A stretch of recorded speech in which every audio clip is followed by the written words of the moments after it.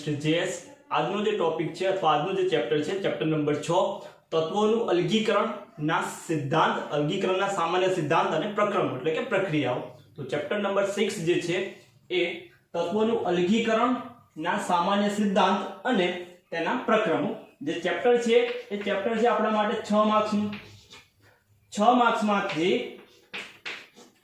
Part એ માં 2 MCQ હશે એટલે કે 6 માર્ક્સનું ચેપ્ટર છે જેમાંથી 2 એમસીક્યુ હશે અને પાર્ટ બી માં 4 માર્ક્સનું આવશે 4 માર્ક્સનો એનો મતલબ કે એક પ્રશ્ન છે બંને પ્રશ્ન જે છે બંને પ્રશ્ન 2 માર્ક્સના હશે બંને પ્રશ્ન 2 માર્ક્સના એટલે કે સેક્શન એ માં જ આ ચેપ્ટરમાંથી પૂછાશે એટલે કે 2 માર્ક્સ વાળા પ્રશ્ન છે એ આ ચેપ્ટરમાંથી આપણે જોવાના છે જે 2 પ્રશ્ન છે સેક્શન એ માં ટોટલ 12 પ્રશ્નો હશે એ 12 પ્રશ્નોમાંથી 2 પ્રશ્ન જે છે એ ચેપ્ટર નંબર 6 માંથી હશે અને 2 એના એમસીક્યુ હશે તો ચેપ્ટરમાં પહેલા શરૂઆતમાં જોઈએ તો પહેલા એની વ્યાખ્યાઓ જે બધી જે છે એ જોઈ લઈએ તો પહેલા વ્યાખ્યા આવે ખનિજ ખનિજ ખનિજ એટલે શું તો પૃથ્વીના પેટાળમાંથી જે મળતા પદાર્થ જે છે પૃથ્વીના પેટાળમાંથી મળતા પદાર્થ જેને આપણે ખનિજ કહીશું એ ખનિજમાંથી બીજું છે વ્યાખ્યા જોઈશું આપણે કાચી ધાતુ અથવા તો એને અયસ્ક કહેવાશે પૃથ્વીના પેટાળમાંથી જે પદાર્થ મળે છે પદાર્થો જેને આપણે ખનિજ કહીશું હવે બીજું વ્યાખ્યા છે કાચી ધાતુ અથવા અયસ્ક કાચી ધાતુ અથવા અયસ્ક એટલે કે જે ખનિજમાંથી વ્યાપારિક ધોરણે આપણને જે ધાતુ છે ધાતુ વધુ પ્રમાણમાં મળે ખનિજમાંથી વધુ પ્રમાણમાં વ્યાપારિક ધોરણે વધુ પ્રમાણમાં આપણે ધાતુ મેળવી શકીએ તો એવી જે ખનિજ છે ખનિજને શું કહીશું કાચી ધાતુ અથવા તો અયસ્ક કહેવાશે પછીનો પોઈન્ટ છે એમાં ગેંગ ગેંગ એટલે કે જે આ ખનિજ છે અથવા અયસ્ક જે છે કાચી ધાતુ એ કાચી ધાતુમાં રહેલી બિનજરૂરી પદાર્થ અથવા અશુદ્ધિ રહેલા બિનજરૂરી પદાર્થ અથવા તો અશુદ્ધિ જેને આપણે ગેંગ કહેવાશે એટલે કાચી ધાતુ અથવા અયસ્કમાં રહેલા બિનજરૂરી પદાર્થ અથવા તો અશુદ્ધિ જેને આપણે કાચી ધાતુની અથવા અયસ્કમાં રહેલી અશુદ્ધિ એટલે કે ગેંગ કહેવાશે ચોથી વ્યાખ્યા લઈશું આપણે એમાં ધાતુ કર્મવિધિ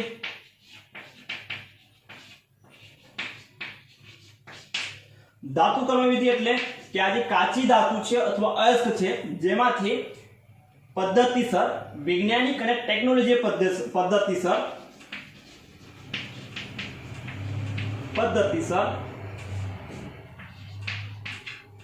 વૈજ્ઞાનિક અને ટેકનોલોજીકલ પદ્ધતિસર આ કાચી ધાતુ અથવા અયસ્કમાંથી શુદ્ધ ધાતુ મેળવવાની જે પદ્ધતિ છે શુદ્ધ ધાતુ મેળવવાની જે પદ્ધતિ છે એને આપણે ધાતુ કર્મવિધિ કહેવાશે તો 4 વ્યાખ્યા જોઈએ આપણે 4 વ્યાખ્યામાં ખનિજ કાચી ધાતુ અથવા અયસ્ક ગેંગ અને ધાતુ કર્મવિધિ એના પછીનો ટોપિક છે કે અયસ્ક અથવા કાચી ધાતુ છે એમાંથી શુદ્ધ ધાતુ મેળવવા માટેના પદ્ધતિ અથવા કઈ કઈ પ્રક્રિયાઓ કરવી પડશે તો કાચી ધાતુ અથવા તો અયસ્કમાંથી શુદ્ધ ધાતુ મેળવવાની છે આપણે કાચી ધાતુ અથવા અયસ્કમાંથી શુદ્ધ ધાતુ મેળવવાની છે તો 3 તબક્કામાં પ્રક્રિયા થશે પહેલું છે જે કાચી ધાતુ અથવા અયસ્ક છે એનું સંકેન્દ્રણ કરવું પડશે સંકેન્દ્રણ પછી આવશે એનું ઓક્સિડેશન એટલે ઓક્સાઇડમાં રૂપાંતર કરશું આપણે ઓક્સાઇડ અને ત્રીજો પોઈન્ટ છે એમાં ઓક્સાઇડમાં રૂપાંતર કરી એનું રિડક્શન કરશું એટલે કે ધાતુ મળશે હવે એ ધાતુ છે એ ધાતુનું શુદ્ધિકરણ કરશું એટલે કે શુદ્ધ ધાતુ મેળવશું ઓક્સાઇડ કરી ઓક્સાઇડમાં રૂપાંતર કરી રિડક્શન કરી ધાતુ છે ધાતુ મેળવશું તો સંકેન્દ્રણ જે તે ધાતુ મળી એ ધાતુનું ઓક્સાઇડમાં રૂપાંતર કરવું ઓક્સાઇડમાંથી રિડક્શન કરશું રિડક્શન કરી ધાતુ મળશે એ ધાતુમાં જો અશુદ્ધિ રહેલી હશે તો એ શુદ્ધિને આપણે દૂર કરશું એટલે છેલ્લી છે શુદ્ધિકરણ। આમાં આપણે ચાર પદ્ધતિ ભણીશું। પહેલી હશે જલીય પ્રક્ષાલન, પછી બીજું આવશે ચુંબકીય અલગીકરણ, ત્રીજું છે ફીણ પ્લવન અને ચોથી છે જેનું નામ છે નિક્ષાલન। ઓક્સાઇડમાં રૂપાંતર કરવા માટે બે પદ્ધતિ વપરાશે, એક છે કેલ્સિનેશન અને બીજી છે ભૂંજન। કેલ્સિનેશન એ નિસ્તાપન અને ભૂંજન છે રોસ્ટિંગ। શુદ્ધિકરણમાં 6 પદ્ધતિ છે। 6 પદ્ધતિમાં પહેલી છે નિસ્યંદન, પછીની પદ્ધતિ છે દ્રાવગલન,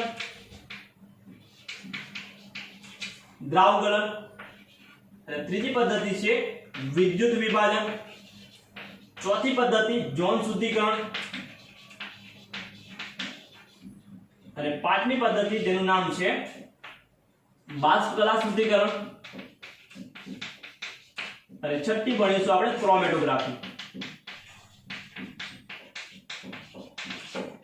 તો આટલી પદ્ધતિ આપણે આ ચેપ્ટરમાં છે ભણવાની છે। 4 આ કેલ્સિનેશન, ભૂંજન, રિડક્શન, 4 ને 1 5 6 7 7 ને 6 13 પદ્ધતિ છે આપણે આ ચેપ્ટરમાં જોવાની છે। તો પહેલા ચાલુ કરીએ જલીય પ્રક્ષાલન। તો પહેલો પોઈન્ટ છે એમાં કે સંકેન્દ્રણ। તો સંકેન્દ્રણ એટલે શું? પહેલા તો સંકેન્દ્રણ જોઈ લઈએ।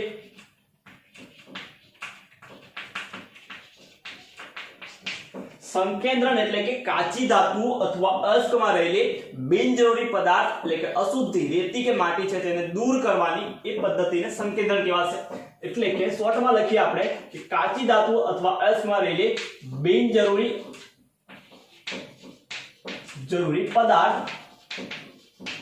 પદાર્થોને દૂર કરવા જેને સંકેન્દ્રણ અથવા તો સજાવટ કહેવાશે। તો એના માટે પદ્ધતિ કઈ છે? પહેલી પદ્ધતિ જલીય પ્રક્ષાલન।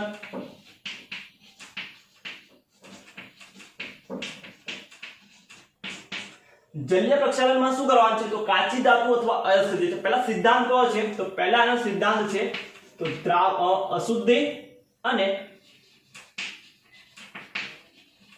અશુદ્ધિ અને અયસ્કની ઘનતાના તફાવત પર આધારિત છે। તો બેની ઘનતામાં તફાવત હશે એના આધારે આ પદ્ધતિ। તો આ પદ્ધતિમાં કરવાનું શું છે? તો આ પદ્ધતિમાં અશુદ્ધિ છે એ જે છે એના કણ હલકા હશે, એટલે કાચી ધાતુ છે ને પાવડર સ્વરૂપે લેવાની છે। એ પાવડર સ્વરૂપમાંથી આપણે પાણીનો પ્રવાહ પસાર કરશું, એટલે જે કાચી ધાતુમાં અશુદ્ધિ છે, અશુદ્ધિના કણો છે, કણો કેવા હશે? હલકા હશે, એટલે પાણીના પ્રવાહ જોડે વહી જશે। એટલે પાણીના પ્રવાહ જોડે વહી જશે એટલે બાકી નીચે શું રહી જશે? તો અયસ્ક એટલે કે કાચી ધાતુ છે આપણને મળી જશે।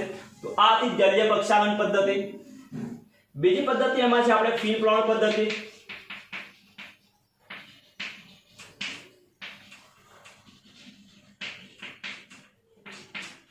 તો ફીણ પ્લવન પદ્ધતિ પહેલા તો વપરાય છે સલ્ફાઇડ વાળી ઓર માટે।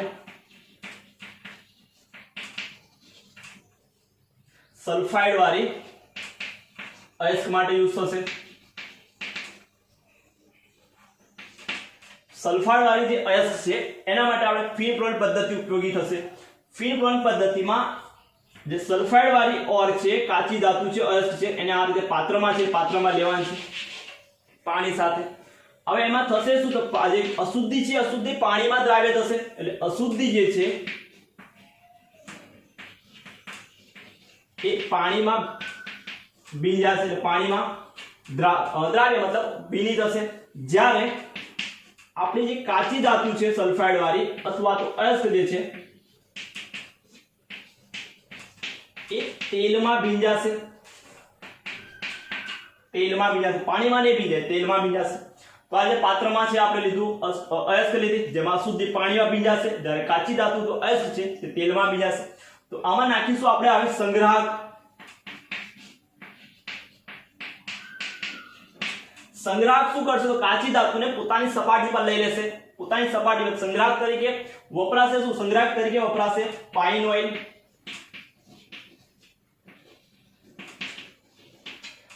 ઓઇલ, ઝેન્થેટ। અને ટર્પેન્ટાઇન, પાઇન ઓઇલ, ઝેન્થેટ અને ટર્પેન્ટાઇન છે એ આપણે સંગ્રાહક તરીકે વાપરીશું. હવે સંગ્રાહક તરીકે વાપરું. સંગ્રાહકનું કામ શું છે? કાચી ધાતુ અથવા અયસ્કને પોતાની સપાટી પર લઈ લેશે. સંગ્રાહક જે છે જે પાણીમાં ને ભેજામાં વધે તો એની બિન આર્દ્રતા જે આર્દ્રતા છે કાચી ધાતુની એ શું કરશે? વધારશે. એટલે પાણીમાં એ ભીંજાશે નહીં. પછી નાખીશું ફીણ જે છે, ફીણ બનશે, ફીણ સહાયકારક.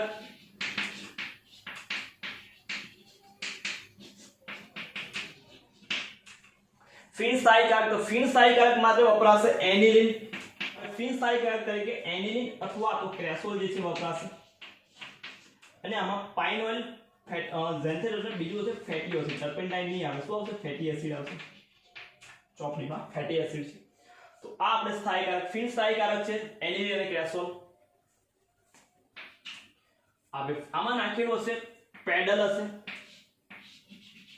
જે ફરશે અને હવા અંદર ખેંચશે. હવા અંદર ખેંચશે એટલે ફીણ જે છે ફીણ ઉપર આવશે. ફીણમાં શું હશે?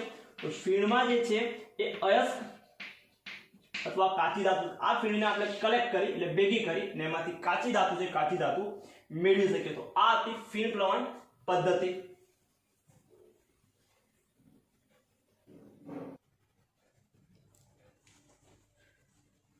તો ફીણ સહાયકારક નાખવાનું છે એનિલિન, ક્રેસોલ, સંગ્રાહક પાઇન ઓઇલ, ઝેન્થેટ અને ફેટી એસિડ.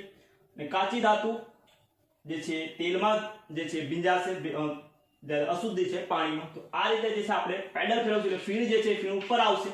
આ ફીણને કલેક્ટ કરી લે એટલે ભેગી કરી આપણે કાચી ધાતુ એટલે અયસ્ક છે એને મેળવી શકાશે.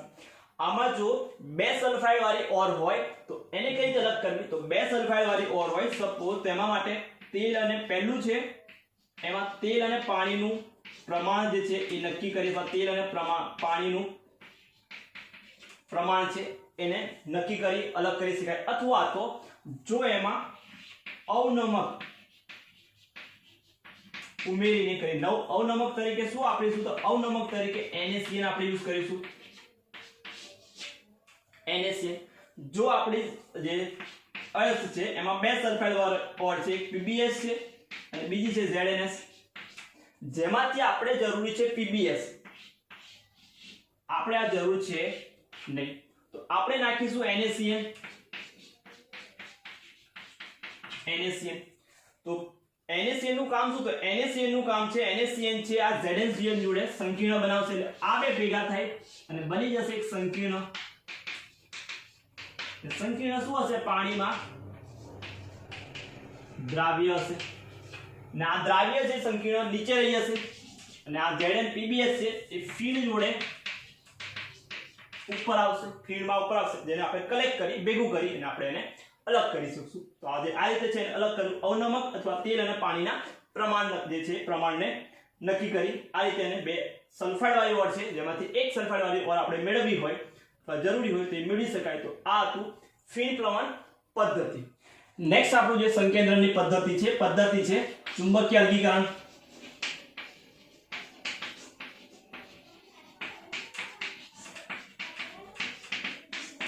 ચુંબકીય અલગીકરણમાં શું હશે? ચુંબકીય અલગીકરણમાં કાચી ધાતુ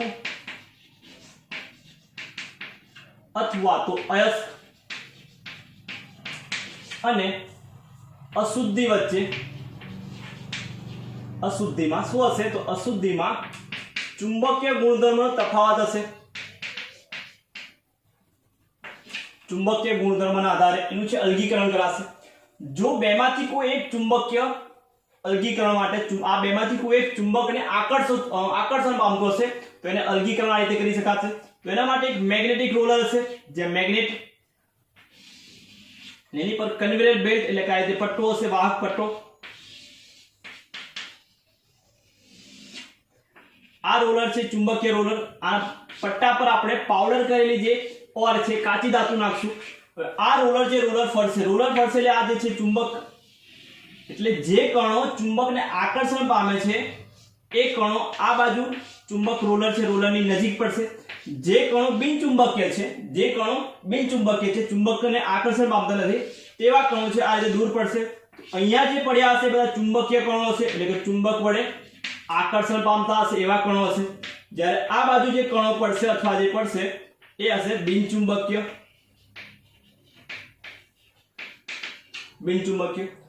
તો કાચી ધાતુ અને અશુદ્ધિ વચ્ચે ચુંબકીય ગુણધર્મનો તફાવત હોય તો એના આધારે આ પદ્ધતિ જે છે વાપરી શકાશે. કોના માટે વપરાશે? તો મોસ્ટ ઓફ જે આયનની કાચી ધાતુ છે એના માટે આ ચુંબકીય અલગીકરણ પદ્ધતિ આપણે વાપરી શકીએ. તો આ હતી ત્રીજા નંબરની પદ્ધતિ ચુંબકીય અલગીકરણ. ચોથા નંબરની પદ્ધતિ છે આપણી જોડે નિક્ષાલન.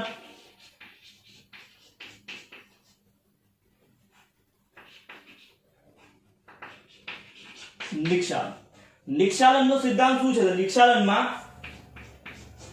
નિક્ષાલનમાં જે પણ કાચી ધાતુ છે એને યોગ્ય દ્રાવકમાં દ્રાવ્ય કરી, જે તે કાચી ધાતુ છે એને યોગ્ય દ્રાવકમાં દ્રાવ્ય કરી એ દ્રાવક છે એને દૂર કરી, દ્રાવ્ય કરી પછી એ દ્રાવક છે દ્રાવકને દૂર કરશું તો આપણને જે શુદ્ધ ધાતુ છે અથવા તે ધાતુ છે શુદ્ધ ધાતુ અથવા ધાતુ છે મળશે. એટલે કે કાચી ધાતુ છે આપણને મળશે. તો આ પદ્ધતિ અથવા આ જે છે પ્રિન્સિપલ સિદ્ધાંત પર કામ કરશે. યોગ્ય દ્રાવકને દ્રાવ્ય કરી દ્રાવણ બનાવશું, એ દ્રાવણમાંથી દ્રાવકને દૂર કરી દઈશું એટલે આપણને જે કાચી ધાતુ છે એ કાચી ધાતુ મળશે. તો નિક્ષાલનમાં બે ઉદાહરણ છે, એક બોક્સાઇટમાંથી એલ્યુમિનિયમ અને બીજું છે ગોલ્ડ અને સોનું. એટલે ગોલ્ડ એટલે સોનું અને સિલ્વર એટલે કે ચાંદીનું નિક્ષાલન. પહેલા જોઈ લઈએ આપણે બોક્સાઇટમાંથી એલ્યુમિનિયમ.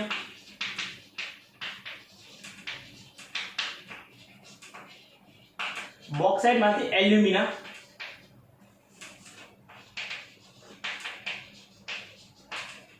તો પહેલી પદ્ધતિ છે અથવા પહેલું ઉદાહરણ છે બોક્સાઇટમાંથી એલ્યુમિના. તો બોક્સાઇટમાંથી એલ્યુમિના એટલે કે એલ્યુમિનિયમની જે મુખ્ય ઓર છે અથવા કાચી ધાતુ છે બોક્સાઇટ.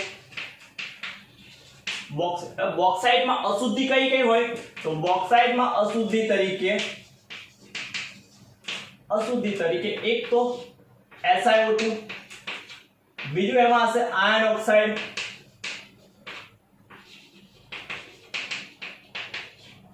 અને ત્રીજી અશુદ્ધિ હશે એમાં ટાઇટેનિયમ ઓક્સાઇડ TiO2. તો આ ત્રણ અશુદ્ધિ રહેલી છે બોક્સાઇટમાં. તો બોક્સાઇટને શું કરશું? પહેલા તો બોક્સાઇટ જે છે બોક્સાઇટને પાવડર સ્વરૂપે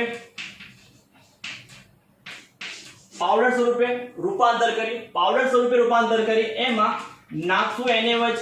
એટલે NaOH માં એનું નિલંબન એટલે કે સસ્પેન્શન જે બનશે નિલંબન બનશે. નિલંબનને છે આપણે ગરમ કરશું એટલે કે NaOH માં એને ભેગું કરીશું એટલે દ્રાવ્ય તો થાય નહીં, તો એક નિલંબન એટલે પાણી અને રેતીનું જે દ્રાવણ બને એવું એક બનશે નિલંબન જેને કહેવાશે. તો એ છે હવે નિલંબન બન્યાને એને ગરમ કરશું તો એને આપણે પ્રક્રિયા કરવાની છે Al2O3 પ્રક્રિયા કરવાની છે આપણે એની NaOH સાથે અને પાણી છે એને NaOH સાથે દ્રાવ્ય કર્યું છે અથવા ઓગાળ્યું છે, અંદર નાખ્યું છે, પાણી છે. શું બનશે એમાંથી? તો આમાંથી પ્રક્રિયા થશે એટલે બનશે એમાંથી સોડિયમ એલ્યુમિનેટ.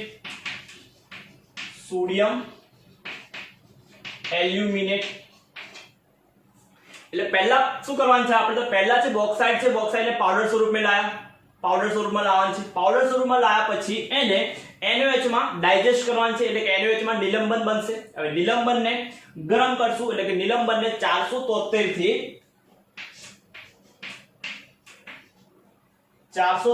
થી 523 કેલ્વિન તાપમાન અને 35 થી 36 બાર દબાણે પ્રક્રિયા થઈ. શું બનશે એમાંથી? સોડિયમ એલ્યુમિનેટ બનશે. સોડિયમ એલ્યુમિનેટ બનશે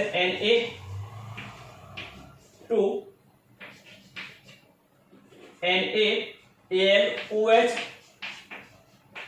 જેને સોડિયમ એલ્યુમિનેટ કહીશું. સોડિયમ એલ્યુમિનેટ કહેવાશે. આ સોડિયમ એલ્યુમિનેટ માંથી કાર્બન ડાયોક્સાઇડ વાયુ પસાર કરશું.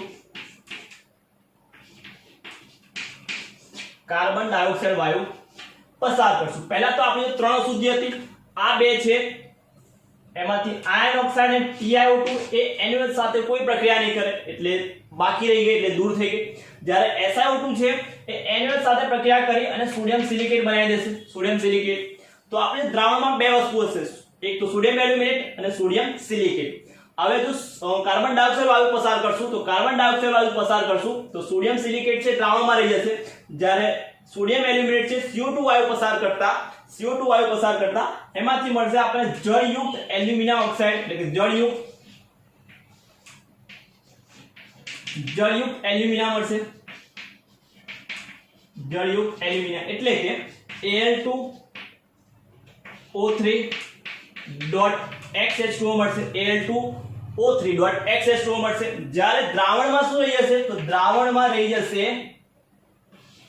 સોડિયમ સિલિકેટ,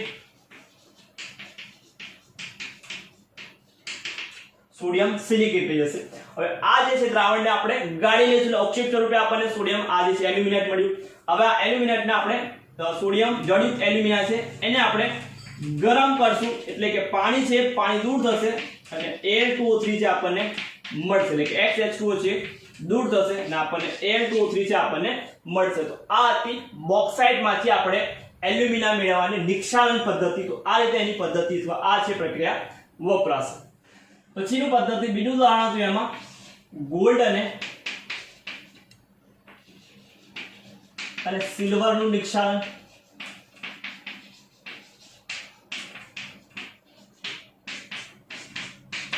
ગોલ્ડ અને સિલ્વરનું નિક્ષાલન, તો ગોલ્ડ અને સિલ્વરના નિક્ષાલન માટે વપરાશે NaCN અને KCN, NaCN અને KCN। KCN નો યુઝ થશે ગોલ્ડ માટે અને NaCN નો યુઝ થશે Ag માટે। નિક્ષાલનમાં કરવાનું શું છે તો ગોલ્ડ અથવા સિલ્વરનું NaCN અથવા KCN વડે હવાની હાજરીમાં એટલે કે O2 ની હાજરીમાં નિક્ષાલન કરવાનું છે, હવાની હાજરીમાં નિક્ષાલન કરશું। નિક્ષાલન બીજા સ્ટેપમાં શું કરવાનું છે તો જે સંકીર્ણ મળશે એ સંકીર્ણનું Zn સાથે પ્રક્રિયા કરી Zn સાથે પ્રક્રિયા કરશું। Zn સાથે પ્રક્રિયા થઈ આપણને શું મળશે તો જે તે ધાતુ અથવા Ag તો Ag અને ગોલ્ડ તો ગોલ્ડ આપણને જે મળશે। તો પ્રક્રિયા જોઈ લઈએ તો હવાની હાજરીમાં નિક્ષાલન કરવાનું છે, મળતું જે સંકીર્ણ છે એનું Zn સાથે પ્રક્રિયા કરશું એટલે વિસ્થાપન પ્રક્રિયા થશે, Zn અંદર આવશે, Ag છે આપણને બહાર મળશે એટલે કે ઓક્સિડેશન રિડક્શન પ્રક્રિયા થશે। તો પહેલા સમીકરણ જોઈ લઈએ તો પ્રક્રિયામાં લઈ લઈએ m ધાતુ છે, m એટલે કે Ag અથવા તો Au છે, એની પ્રક્રિયા કરવાની છે Cn સાથે, Cn NaCN અથવા KCN, પાણી અને ઓક્સિજન। તો નિપજમાં આપણને મળશે સંકીર્ણ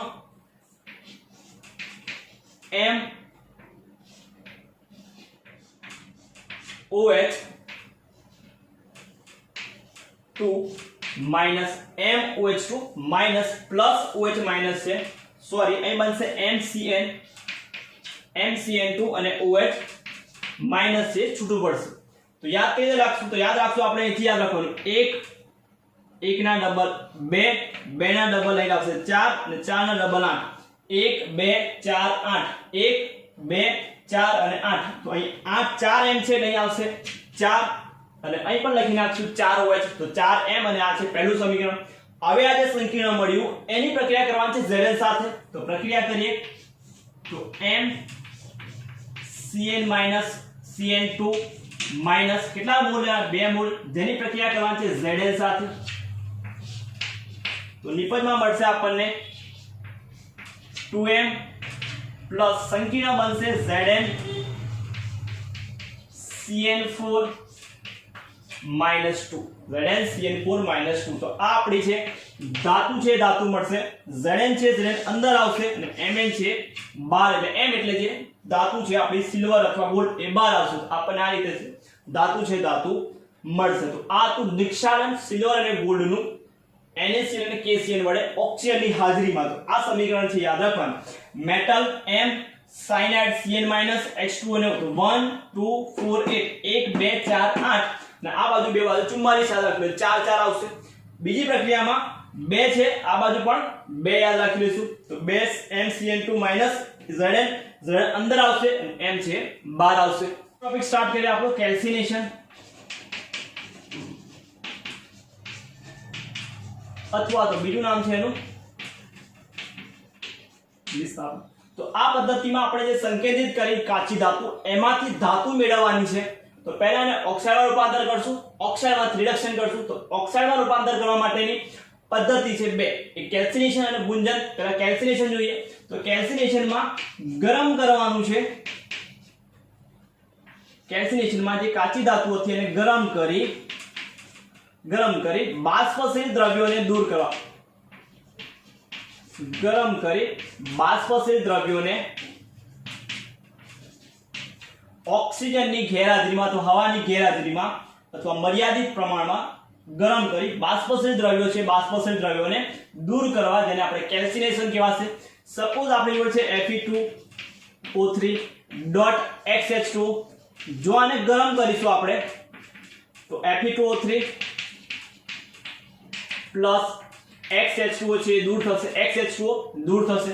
અથવા તો ZnCO3 છે એને આપણે ગરમ કરીશું તો એમાંથી બનશે ZnO, ઝિંક ઓક્સાઇડ, અને CO2 વાયુ છે દૂર થશે. તો આ રીતે આપણે એને ગરમ કરી અને જે બાષ્પશીલ દ્રવ્યો છે એ બાષ્પશીલ દ્રવ્યોને દૂર કરશું તો એને કહેવાશે કેલ્સિનેશન અથવા તો નિસ્તાપન કહેવાશે. બીજી પદ્ધતિ છે જેને આપણે ભુંજન અથવા રોસ્ટિંગ કહેવાશે. તો જે તે ધાતુને તેના ગલન બિંદુથી નીચા તાપમાને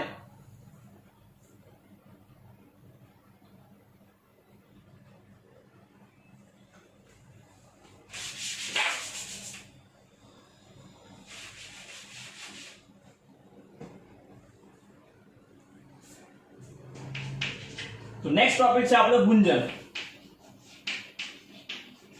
જેને રોસ્ટિંગ કહેવાશે. તો આમાં શું કરવાનું છે? તો જે તે ધાતુને ધાતુના ગલન બિંદુથી નીચા તાપમાને કોની હાજરીમાં? તો નીચા તાપમાને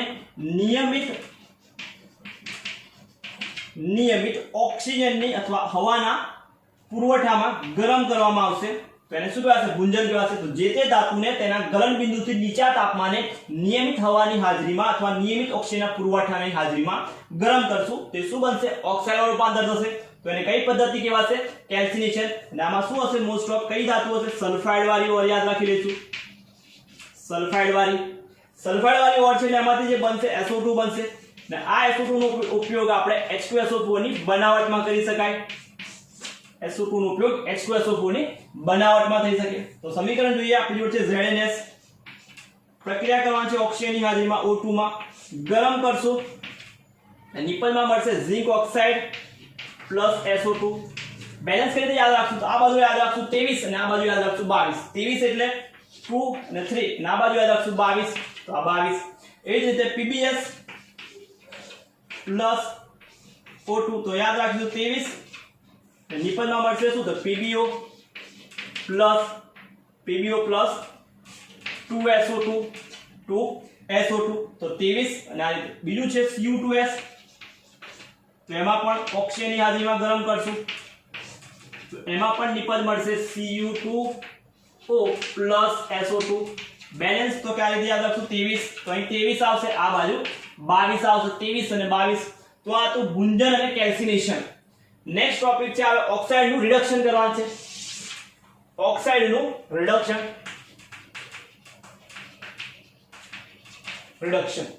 કરવું હોય તો રિડક્શન માટે જોઈએ રિડક્શન કરવું હોય તો એના માટે જોઈએ રિડક્શન કરતામાં શું વપરાશે? રિડક્શન કરતામાં વપરાય કાર્બન મોનોક્સાઇડ અથવા તો અન્ય ધાતુ. કાર્બન મોનોક્સાઇડ અથવા અન્ય ધાતુ વડેનું ઓક્સિડેશન જે થયેલું છે ઓક્સાઇડ છે એનું રિડક્શન કરશું તો આપણને જે તે ધાતુ છે ધાતુ મળશે. તો જનરલ ઇક્વેશન એનું બનાવીએ MxOY છે. એની પ્રક્રિયા આપણે કરી સપોઝ કાર્બન સાથે તો નિપલમાં મળશે XM પ્લસ YCO. આ આપણી ધાતુ છે ધાતુ મળશે. તો આથી રિડક્શન પ્રક્રિયા રિડક્શન કરતા વડે રિડક્શન કર્યું અથવા અન્ય ધાતુ વડે એનું રિડક્શન કરી મેળવી શકાશે. એવા ઉદાહરણ છે બીજા ઓક્સિડેશન રિડક્શન થતું એવું તો બ્રાઇન સોલ્યુશન, બ્રાઇન દ્રાવણ એટલે કે NaCl નું દ્રાવણ.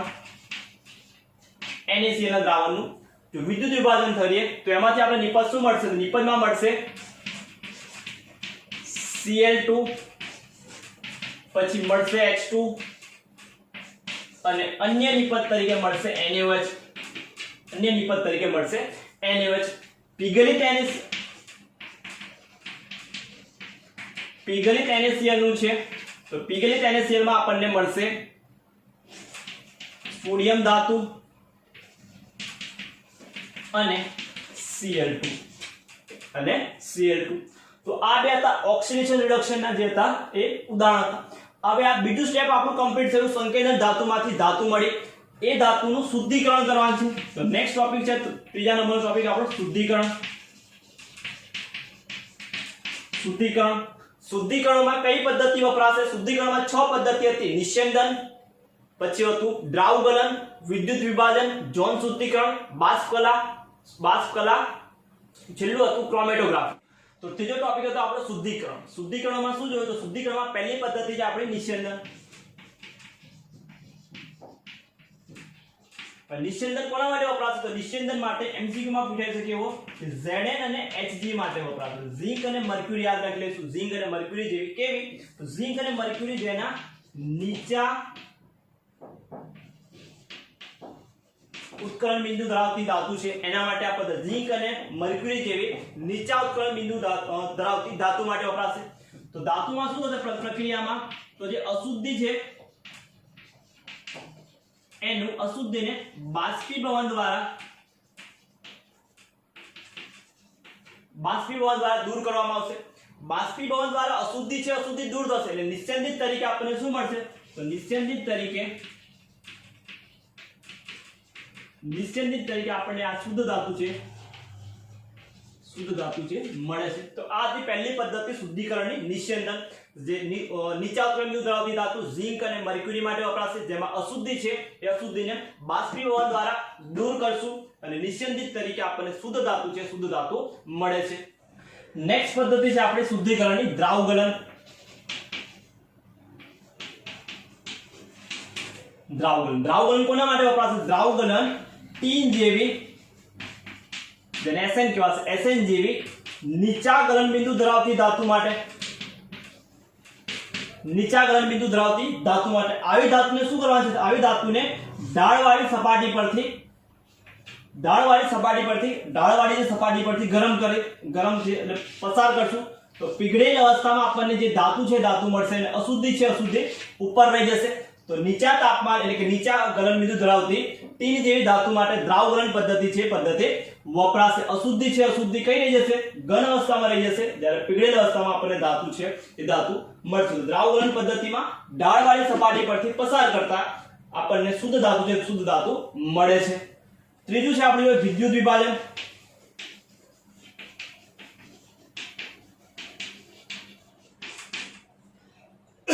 વિદ્યુત વિભાજનમાં શું કરવાનું છે?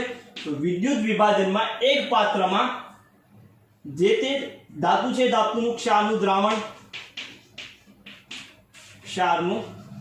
દ્રાવણ જેને આપણે વિદ્યુત વિભાજ્ય કહીશું.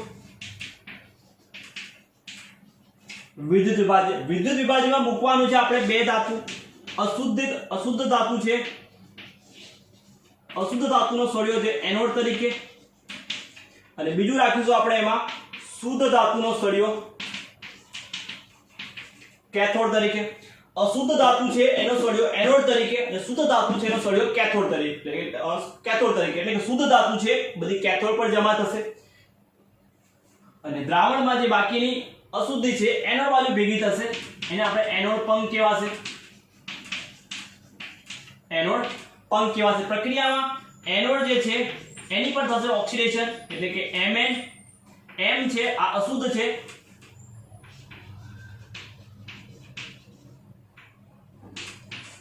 એ બનશે Mn પ્લસ N અને N ઇલેક્ટ્રોન છે જશે. એવી જ રીતે કેથોડ પર થશે તો આ રિડક્શન થાય એટલે કે Mn M plus N electron મેળવશે N ઇલેક્ટ્રોન અને આ હશે શુદ્ધ અને મળશે શું આપણને? Mn M શુદ્ધ. એટલે આખી પ્રક્રિયા લખી હોય તો N ઇલેક્ટ્રોન કેન્સલ એટલે આપણને આવું કંઈક મળશે. M અશુદ્ધમાંથી અશુદ્ધમાંથી m શુદ્ધ મળશે, m અશુદ્ધમાંથી શુદ્ધ છે મળશે. કેથોડ પર આપણી જોડે શુદ્ધ ધાતુ છે, શુદ્ધ ધાતુ જમા થશે. જ્યારે એનોડ પંખમાં જે છે સેલેનિયમ છે, ટેલ્યુરિયમ, પ્લેટિનમ જે બધી અધાતુ બધી અશુદ્ધિ છે અશુદ્ધિ ભેગી થશે એને એનોડ પંખ કહેવાશે. જેને એનોડ પંખ કહેવાશે. પ્લેટિનમ છે, સેલેનિયમ છે, ટેલ્યુરિયમ છે એ બધી અશુદ્ધિ છે એ એનોડ બાજુ જમા થશે અને આપણને જે છે એ મળશે. તો આ તો આપણું વિદ્યુત વિભાજન પદ્ધતિ અથવા વિદ્યુત વિભાજન. કોપરનું ઉદાહરણ લઈ લઈએ તો કોપરના ઉદાહરણમાં લખવું હોય Cu નું શુદ્ધિકરણ કરવું હોય તો Cu નું શુદ્ધિકરણમાં જે અશુદ્ધ એનોડ પંખ છે પ્લેટિનમ અને સેલેનિયમ જે કીધું એ તો પ્રક્રિયા કઈ થશે એનોડ પર તો એનોડ પર કોપર અશુદ્ધ હશે તો કોપર અશુદ્ધ જે કોપર છે એટલે થશે એનું ઓક્સિડેશન. ઓક્સિડેશન થાય એટલે ઇલેક્ટ્રોન ગુમાવે Cu+2 ઇલેક્ટ્રોન 2+ ઇલેક્ટ્રોન ગુમાવશે. કેથોડ પર થશે રિડક્શન એટલે Cu+2 આયન છે એ ઇલેક્ટ્રોન મેળવશે એટલે કહેવાય રિડક્શન. એટલે મળશે શું Cu કઈ અવસ્થામાં હશે પણ શુદ્ધ એટલે કે ઇલેક્ટ્રોન ઇલેક્ટ્રોન કેન્સલ કરીએ એટલે કે Cu અશુદ્ધમાંથી આપણને Cu શુદ્ધ છે મળશે. તો આ હતું વિદ્યુત વિભાજન કોપરનું. ને કોપરનું જે એનોડ પંખ છે જેમાં કીધું સેલેનિયમ છે, પ્લેટિનમ એ બધી એનોડ પંખ તરીકે ત્યાં અશુદ્ધિ છે અશુદ્ધિ જમા થશે. તો આ હતી ત્રીજા નંબરની પદ્ધતિ આપણે વિદ્યુત વિભાજન. નેક્સ્ટ પદ્ધતિ છે ચોથા નંબરની ઝોન શુદ્ધિકરણ.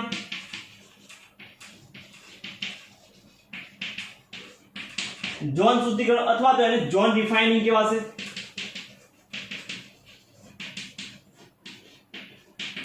ઝોન શુદ્ધિકરણ અથવા ઝોન રિફાઇનિંગ. તો ઝોન શુદ્ધિકરણ અથવા રિફાઇનિંગ કયા સિદ્ધાંત પર કામ કરશે તો અશુદ્ધિ જે છે અશુદ્ધિ છે ધાતુમાં ઘન અવસ્થા કરતા પીગલિત અવસ્થામાં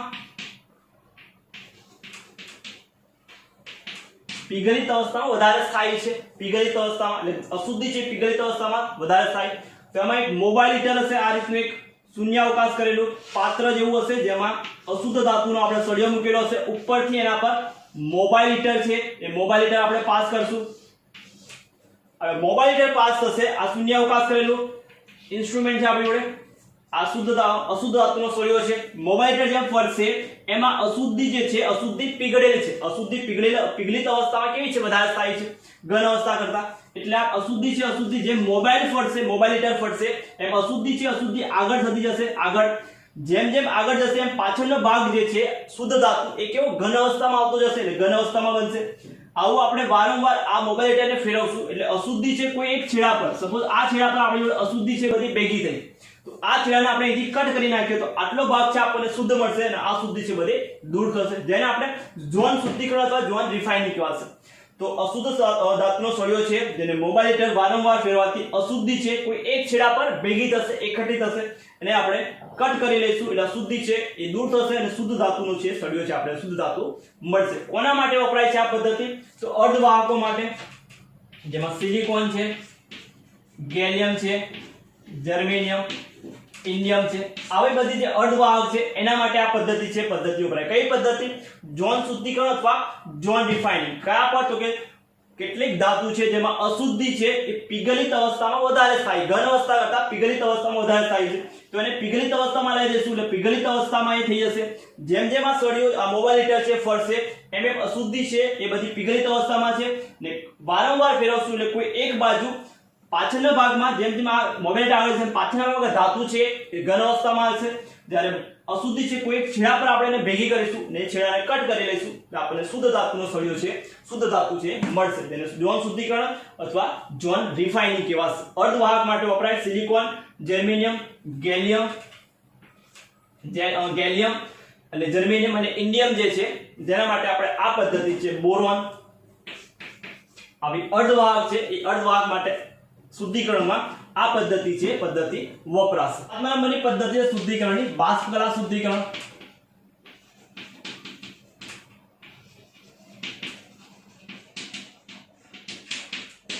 બાષ્પ કલા શુદ્ધિકરણમાં કરવાનું શું છે તો બાષ્પ કલા શુદ્ધિકરણમાં જે તે ધાતુ છે ધાતુને બાષ્પશીલ સંયોજનમાં રૂપાંતર કરવાનું છે. બાષ્પશીલ સંયોજનમાં હવે આ બાષ્પશીલ સંયોજન છે એ બાષ્પ સંયોજનનું વિઘટન કરી શુદ્ધ ધાતુ છે, શુદ્ધ ધાતુ આપણે મેળવવાની છે.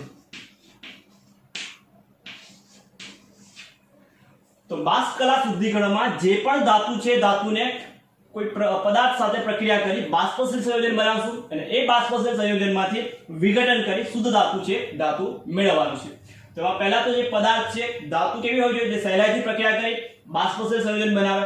બીજો પોઈન્ટ એમાં બાષ્પશીલ સંયોજન બન્યું એનું સહેલાઈથી પાછું વિઘટન થવું જોઈએ અને શુદ્ધ ધાતુ મળવી જોઈએ. તો આ બે શરતોનું પાલન થવું જોઈએ. તો બાષ્પકલા શુદ્ધિકરણમાં આ પ્રમાણે છે આપણે શુદ્ધ ધાતુ મેળવશું.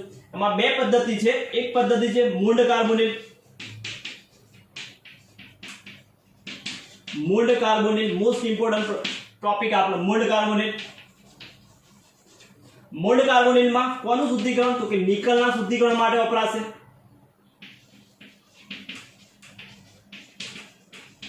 નિકલના શુદ્ધિકરણ માટે વપરાશે. તો આ પદ્ધતિમાં કરવાનું શું છે? તો આ પદ્ધતિમાં નિકલની પ્રક્રિયા કાર્બોનિલ એટલે કાર્બન મોનોક્સાઇડ સાથે 4 મોલ કાર્બન મોનોક્સાઇડ સાથે નિકલની પ્રક્રિયા 4 મોલ કાર્બન મોનોક્સાઇડ સાથે 330 થી 350 કેલ્વિન તાપમાને ગરમ કરતા નિકલને 4 મોલ કાર્બન મોનોક્સાઇડ સાથે ગરમ કરતા નિપજમાં નિકલ ટેટ્રાકાર્બોનિલ સંકીર્ણ મળે છે. નિકલ ટેટ્રાકાર્બોનિલ સંકીર્ણ મળે છે. આ સંકીર્ણનું વિઘટન કરશું. વિઘટનમાં નિકલ કાર્બોનિલ જે છે ટેટ્રાકાર્બોનિલ સંકીર્ણ એનું વિઘટન કરવાનું છે. વિઘટન કરશું 450 થી 470 કેલ્વિન તાપમાને ગરમ કરતા એમાંથી નિકલ શુદ્ધ સ્વરૂપે અને 4 કાર્બન મોનોક્સાઇડ જે છૂટું પડશે. આ મળ્યો નિકલ કઈ અવસ્થામાં છે? શુદ્ધ અવસ્થામાં મળશે.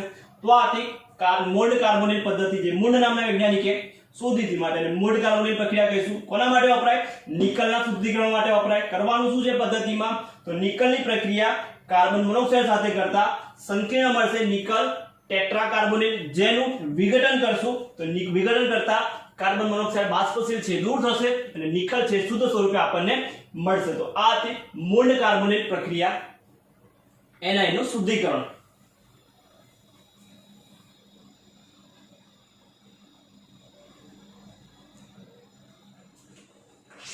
નેક્સ્ટ પદ્ધતિ છે આપણી એમાં બાષ્પકલા શુદ્ધિકરણમાં મૂળ કાર્બોનિલ પછી વાન આલ્કેન. વાન આલ્કેન પદ્ધતિ કોના માટે વપરાશે? તો વાન આલ્કેન પદ્ધતિ જે છે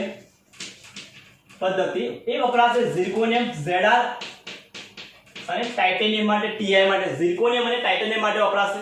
તો ઝિર્કોનિયમ અને ટાઇટેનિયમને કરવાનું શું છે? તો ઝિર્કોનિયમ અને ટાઇટેનિયમની પ્રક્રિયા આયોડિન સાથે કરતા Zr ની પ્રક્રિયા આયોડિન સાથે એટલે 2 મોલ ઓફ I2 સાથે કરશું એટલે સંકીર્ણ બનશે. એમાં પણ સંયોજન બનશે ZrI4. ટાઇટેનિયમ હશે તો ટાઇટેનિયમ પ્રક્રિયા થશે તો 2 મોલ ઓફ I2 એટલે 2 મોલ I2 ની પ્રક્રિયા થશે એટલે નિપજમાં મળશે TiI4. હવે આ જે સંયોજન મળ્યું બાષ્પશીલ સંયોજન, હવે બાષ્પશીલ સંયોજનનું વિઘટન કરવાનું છે કોની સાથે?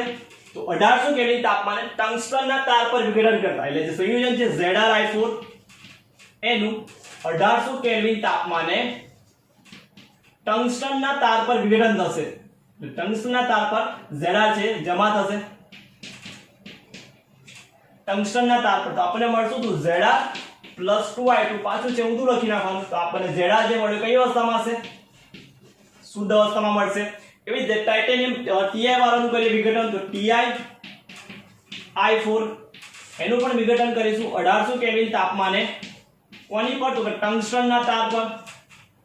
TiO4 નું 1800 કેલ્વિન તાપમાને ટંગસ્ટનના તાર પર વિઘટન થતા શું મળશે? Ti + 2I2 અને આ Ti મળ્યો કઈ અવસ્થામાં હશે? તો શુદ્ધ અવસ્થામાં હશે. તો આ હતી મૂળ આલ્કેન પદ્ધતિ, વાન આલ્કેન પદ્ધતિ અને આ હતી મૂળ કાર્બોનિલ પદ્ધતિ. તો આ હતી બાષ્પકલા શુદ્ધિકરણ. જે તે ધાતુ છે ધાતુને એના બાષ્પશીલ સંયોજનમાં રૂપાંતર કરવું. બાષ્પશીલ સંયોજનમાં રૂપાંતર કરી એનું વિઘટન કરી શુદ્ધ ધાતુ છે શુદ્ધ ધાતુ મેળવવામાં આવશે. તો બાષ્પકલા શુદ્ધિકરણ. પછીનો લાસ્ટ ટોપિક આપણો બાકી લાસ્ટ પદ્ધતિ ક્રોમેટોગ્રાફી.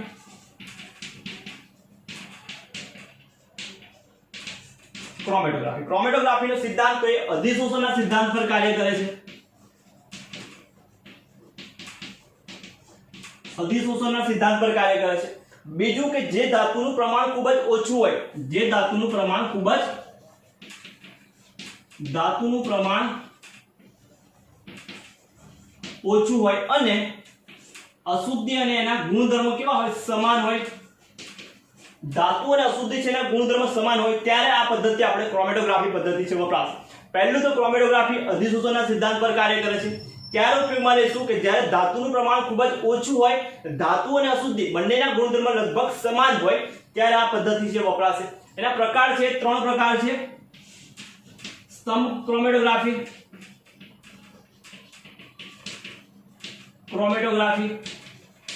બીજું છે પેપર ક્રોમેટોગ્રાફી અને બીજું છે ગેસ ક્રોમેટોગ્રાફી. તો આ તો આપણું ચેપ્ટર નંબર 6 જેની થિયરી આપણે બધી રિવાઇઝ કરી. કઈ થિયરી આપણે આ ચેપ્ટરમાંથી ઇમ્પોર્ટન્ટ છે? તો પહેલી તમારે કરી નાખવાની ફિલ્મ પ્લવણ પદ્ધતિ. બીજી તમારે મોસ્ટ ઇમ્પોર્ટન્ટ નિક્ષાલન. ત્રીજી પદ્ધતિ ઝોન શુદ્ધિકરણ. ચોથી તમારે મોસ્ટ ઇમ્પોર્ટન્ટ બાષ્પ કલા શુદ્ધિકરણ. પાંચમામાં તમારે જોઈ લેવાનું, ગુંજન અને કેલ્સિનેશન નિસ્તાપન.